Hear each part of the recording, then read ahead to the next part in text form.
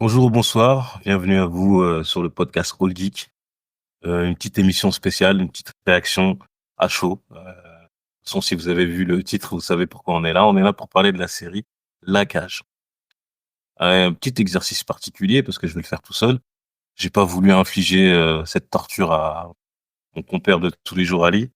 Je sais que déjà, il faut prendre le temps de prendre ces 5 épisodes de à peu près 48 minutes et il faut être dans le délire. Voilà, moi j'ai regardé parce que c'est une série qui était censée me parler parce que pour ceux qui me connaissent, je suis fan de MMA. Je m'attendais pas à grand chose, mais je l'ai regardé. Donc c'est pour ça que je me permets de vous faire un petit retour et aussi parce que, sur Instagram, vous êtes pas mal à m'avoir demandé, ce que j'en pensais et au lieu de faire des réponses individuelles, bah, je vais, plutôt, vous donner mon avis ici. Pour ceux qui savent pas, La Cage, c'est Left hand, right hand, left hand, right hand.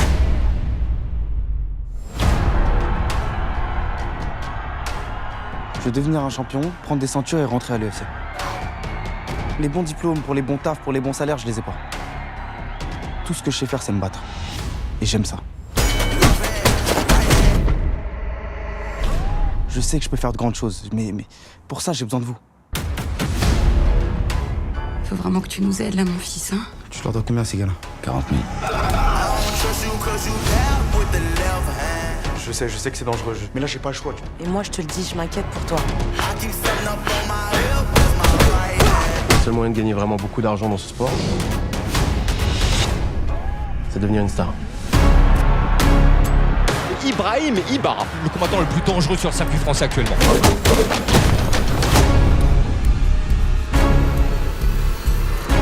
Je suis venu apporter un peu de lumière dans ton club de losers là. Et là les gars, il me faut un sparring partner. Hey, tout le monde garde son calme, tu trouveras personne ici. T'as peur que je casse un de tes combattants fragiles? Moi, je suis chaud, moi. Je vais le faire. voilà, cette petite courte, bande-annonce.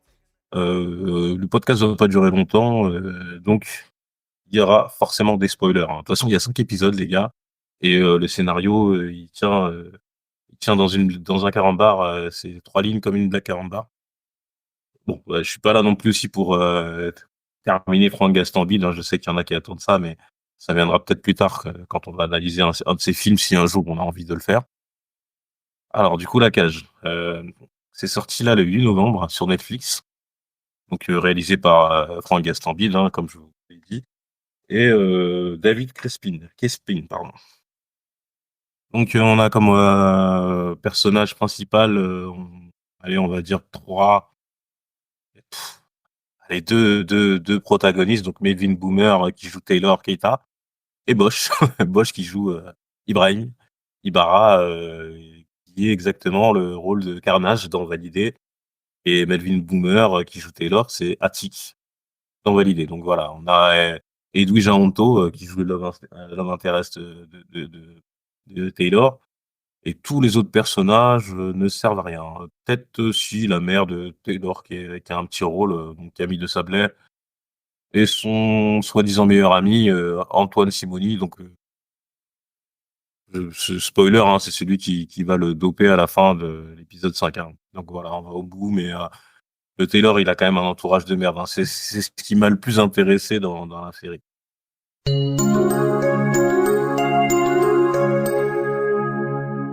Ling ling, petite rectification, je me suis aperçu lors du montage que j'ai oublié de parler d'un personnage. J'avais tellement de choses à dire que j'ai oublié. C'est le personnage de Boss, joué par notre cher Franck Gastambide. J'avais tellement de choses à dire que je voulais me le garder pour la fin. Donc voilà. Il y a le personnage de Boss. Boss, c'est Snow dans Validé. On est vraiment toujours sur le même positionnement. Franck Gastambide, il a ce positionnement qui me dérange absolument sur tout ce qu'il fait, où il est toujours un peu au-dessus de la mêlée, où c'est un peu le seul personnage éclairé qui prend des décisions rationnelles. On le voit surtout dans la saison 2 de Validé où William et Brahim, qui étaient des personnages qui avec des décisions plutôt intelligentes, là sont, heu, vraiment, drivés par leurs émotions. Ils sont que dans la réaction, que dans l'énervement. William, qui était un perso très intelligent, devient un peu attique Et on a exactement le même personnage dans La Cage, sauf que là, on a quand même droit à au plus mauvais coach de l'histoire du MMA. Que des décisions foireuses, mais ça, c'est en partie à cause du manque de connaissances de Franck Gastambide. Il est toujours en parallèle d'événements MMA et tout, mais là, sur la série, tu vois que il s'y connaît pas tant que ça, ou peut-être qu'il avait pas les moyens de mettre en place ce qu'il voulait pour son personnage. Mais c'est un personnage qui il a dans son gym le jeune Keita, qui est un force striker, hein, puisqu'il peut mettre KO, il a le KO power. Ensuite, le petit il se fait entraîner par JSP, il revient dans le gym, il le calcule toujours pas. Alors qu'il avait mis un champion KSW, une étoile montante française KO. Voilà. Après, quand le petit se fait mettre KO, il l'envoie au KOTF. Et ça, je vous en parle un peu après dans le podcast. Pour qu'il se batte à main nue dans une cage, alors qu'il dit qu'il a peur de rentrer. Bref. Ce sera tout pour Franck Gastambide. Lui, je l'attends un peu parce que il y a vraiment tellement de choses que j'ai pas envie de l'attaquer tout de suite, parce qu'il y a des films encore avec tous les Taxi 5 et tout. Il a fait plein de trucs un peu foufou, et je pense que tôt ou tard, on va tomber sur lui. Donc voilà, c'était, je referme la parenthèse. Je vous laisse avec la suite du podcast.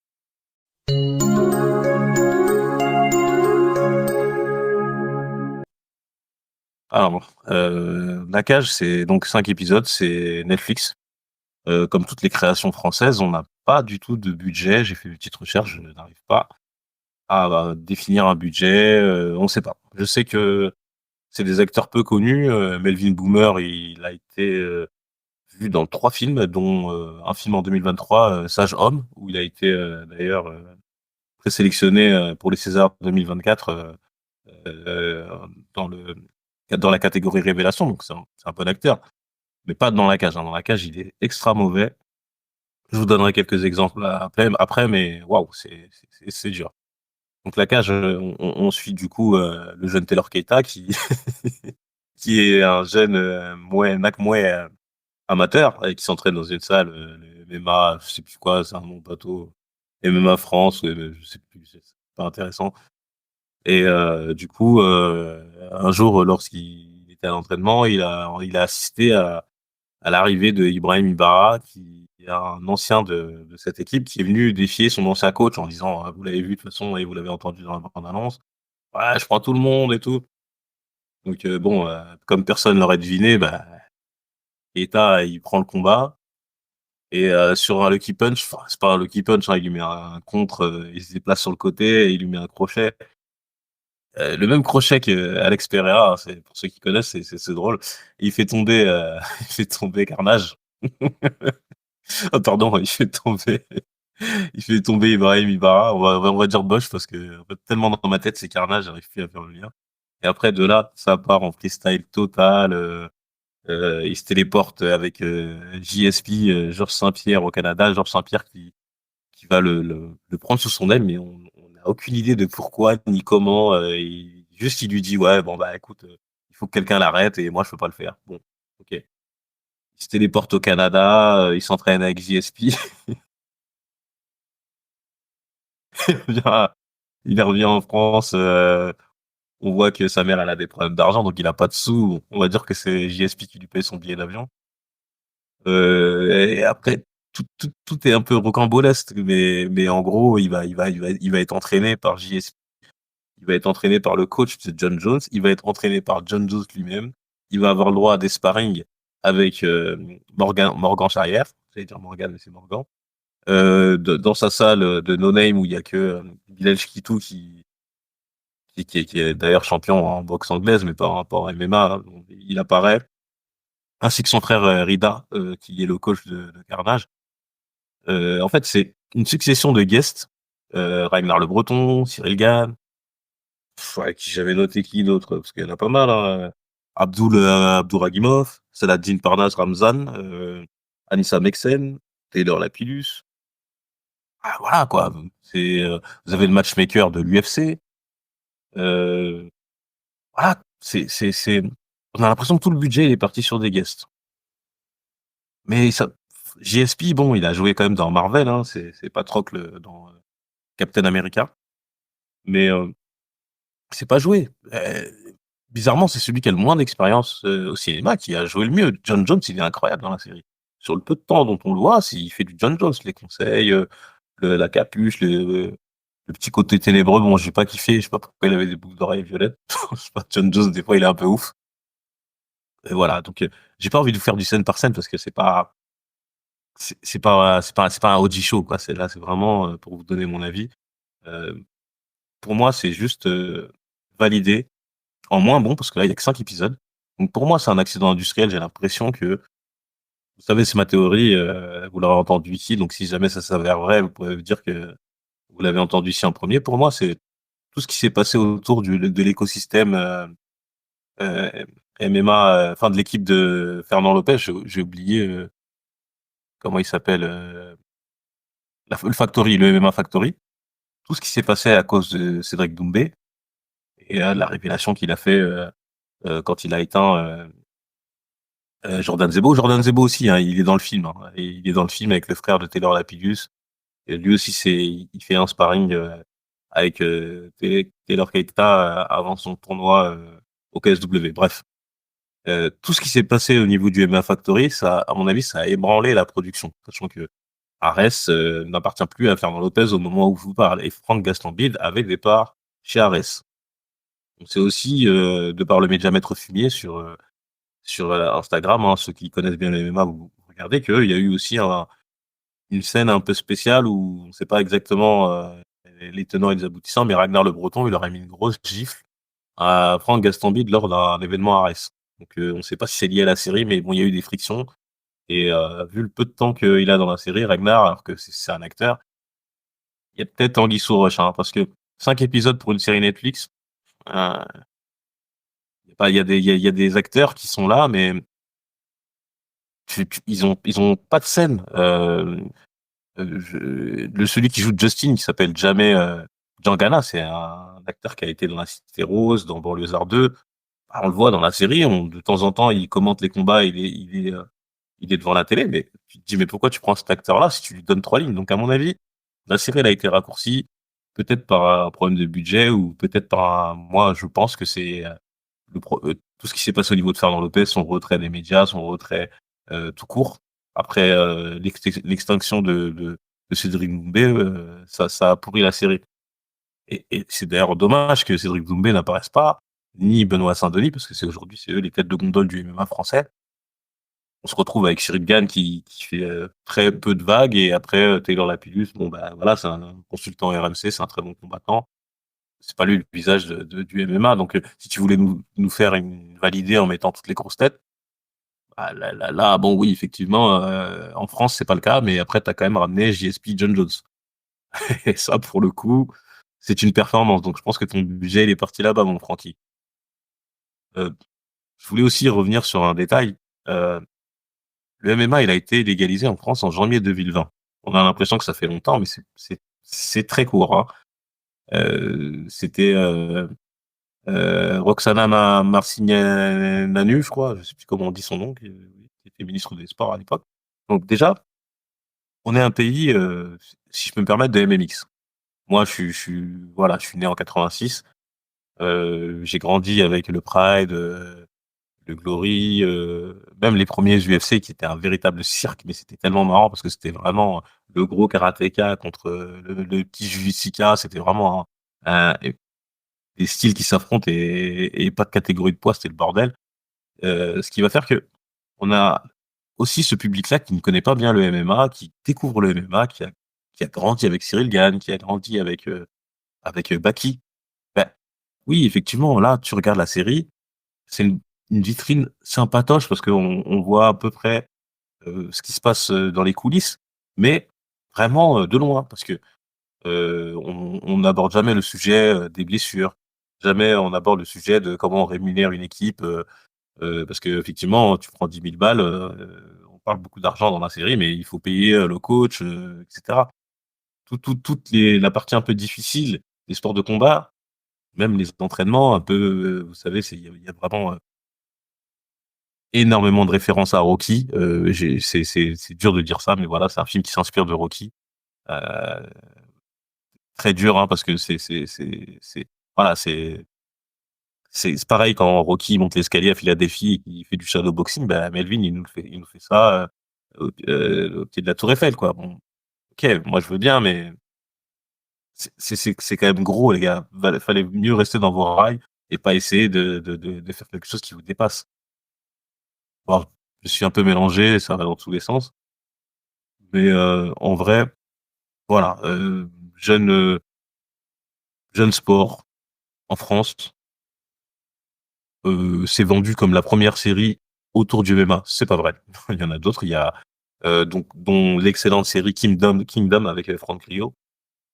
Mais effectivement, là, on est vraiment dans la première série où on nomme l'UFC, on nomme le KSW, on nomme Ares. Bon, même si pour nous en France, ça parle plus que je pense que les Américains ou les Anglais, voilà, ils sont peut-être si Ares, c'est quand même connu, et KSW en Europe. Ouais, non, je dis de la merde.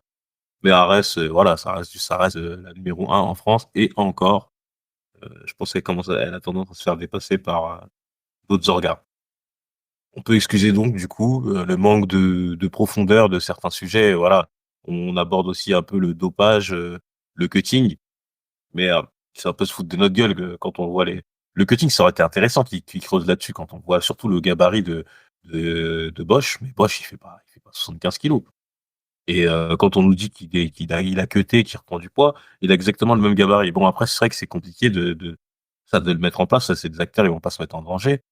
Et on voit clairement que Bosch il fait peut-être un 90, il a 95 kilogrammes là les gars, hein. C'est une montagne de muscles, il a même pas fait d'effort, bon, voilà les catégories de poids. En fait, vraiment, il s'est délesté de toute spécificité, il s'est pas pris la tête.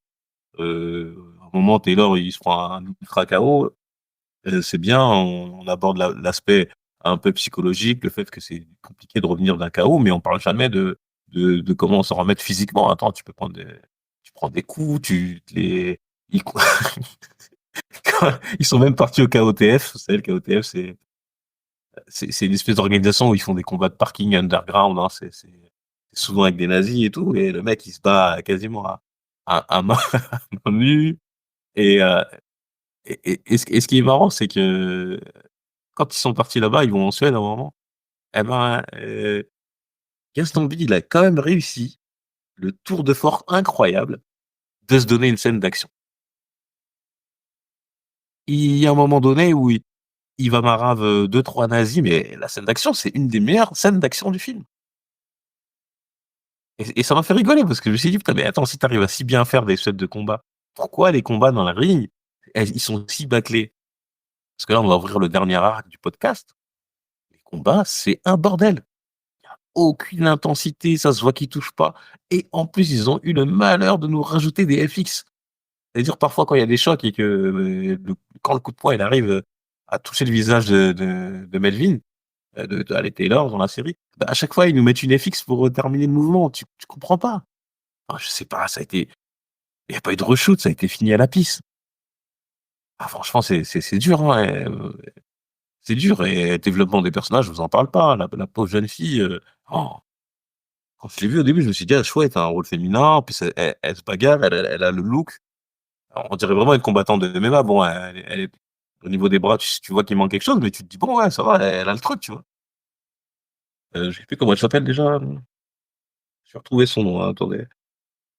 Anissa, je crois? Bon, je sais plus, mais Edwige Aonto qui joue Elena. Bah, Elena, le personnage d'Elena, bah, on la voit au début, elle a l'air un peu badass, c'est une genre de Sarah Connor, on se dit: «Bien, c'est bien». Allez, au bout de 3 épisodes, ça devient juste le love interest de Keita. On voit un demi-combat et puis, fini. Elle a plus de personnalité, ça devient une groupie. Ah mais tranquille. Après tu nous remets un gros maghrébin, un Brahim Boulel, de Wish, pour nous faire un peu le comics de service, mais c'est bon. Il me manque plus que le nain. Il manque plus que le nain et Malik Bentala. Franchement, c'est voilà, bah, si j'espère que vous l'avez vu si vous êtes là, parce que j'ai pas envie de vous dégoûter. Si vous avez rien à faire, allez regarder, hein. C'est voilà, si quand c'est une série, moi, vous savez comment j'appelle ça? Une série de ménage. Vous savez, des fois, tu fais l'aspirateur, tu fais des trucs, tu vas mettre la télé en fond, tu regardes une connerie, normalement, regarder les feux de l'amour et tout, mais regardez La Cage, Validé, tout ça. Voilà, c'est bon ça. Franchement, c'est parfait pour ça. prends pas la tête, tu lèves la tête, tu loupé 10 minutes de l'histoire, mais tu t'en fous, de toute façon, c'est y a pas d'histoire. Tu tombes sur une scène, rigolote, c'est tellement mal fait que ça te fait sourire. Voilà, c'est merci pour ça, Francky. Merci pour ça. J'ai pas fait le ménage moi, mais je vais peut-être regarder, l'épisode 5, hein, parce que l'épisode 5, pour vous dire, hein, je me suis arrêté à Jon Jones, l'entraînement. Je sais très bien qu'ils vont faire le combat contre Carnage, j'allais dire, contre Ibarra, et voilà. J'ai zappé, j'ai regardé juste la dernière scène pour voir s'il allait y avoir une saison 2, et c'est parti pour avoir un développement sur la saison 2, parce que voilà, il y a un moment où le fameux Nico, le pote toxique de Keita, il va mettre des produits dans sa bouteille d'eau. Donc voilà, j'espère qu'il y aura pas de saison 2. Stop le carnage. Hey, blague du jour. Voilà, c'est tout pour moi. Ouais, non, je vais pas aller plus loin. Là, on est à 17 minutes, ça va, ça suffit. 15 minutes, pardon. Voilà. Donc, on se retrouve dans une semaine ou deux pour, on passe sur Time Cop, Jean-Claude Van Damme. Donc, pour ceux qui l'ont pas vu, bah, si vous voulez suivre le podcast en même temps que nous et pouvoir comprendre ce qu'on dit en temps réel, regardez ce film, Jean-Claude Van Damme avec sa coupe mulet. C'est la deuxième fois qu'on le prend avec sa coupe mulet. Après Hard Target, parce que le Van Damme avec sa coupe mulet, moi, il me fait marrer. Et Time Cop, en plus, oh là là, c'est un chef-d'œuvre, hein. Soit tu détestes, soit t'aimes, mais on est loin de valider, on est loin de la cage. Ah, c'est tout pour moi. Bah, continuez de nous envoyer de la force. En ce moment, j'aime bien ce que vous faites, par rapport à notre page Instagram, hein, beaucoup de partage et tout. Vraiment, merci. On ne demande pas beaucoup de force, parce que voilà, on a l'impression de quémander, mais ça fait toujours plaisir. Donc, continuez, hein, les gars. Nous, de toute façon, on est encore là. On n'est pas si vieux. On a encore quelques années à tirer avant de se lasser, j'imagine, et peut-être faire un autre projet. Mais en tout cas, en ce moment, on a beaucoup de retours et c'est ce qui nous manquait. Donc, merci. Et voilà, bon visionnage pour ceux qui n'ont pas vu la cage, et les autres. Je suis désolé que vous ayez subi ce traumatisme avec moi. Parce que nous, comme Keita, on est atteint de syndrome post-traumatique et après avoir vu ce truc-là. Allez, ciao. Les filles, c'est la vie. Prenez soin de vous.